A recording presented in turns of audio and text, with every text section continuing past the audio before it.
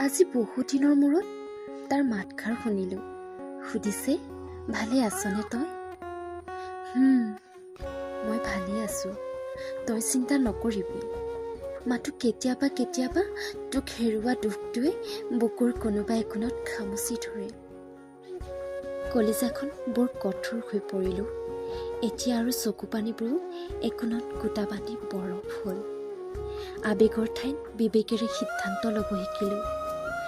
হৃদয়ত দপ দপকৈ জ্বলা জুইকুৰাও নুমাই ছাই হ'ল। অভিমান, অভিযোগ, মৰম, ভালপোৱাবোৰো সেই জুইতে জাহ গ'ল।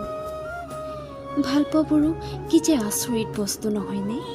প্ৰথমে মৰম বিশ্বাসেৰে বিকশিত হৈ শেষত কেৱল স্মৃতিৰ টোপোলাটো হৈ লেৰেলি শুকাই পৰে। ৰৈ যায় মাথো উপন্যাস লিখিব পৰাকৈ বহু সুখ দুখৰ কাহিনী। এৰা, পাহৰিছিলোঁৱেই, তই মোক কি সুধিছিলি? মই ভালে আছোঁ দে, পোৱা নোপোৱাৰ দুমোজাত। নিশ্চয় তয়ো ভালে আছ। পিছে নৱজীৱনৰ শুভেচ্ছা দিয়াই হোৱা নাই নহয়। শেহতীয়াকৈ হ'লেও শুভকামনা যাচিলোঁ। সুখী হ তই মনৰ জোখেৰে।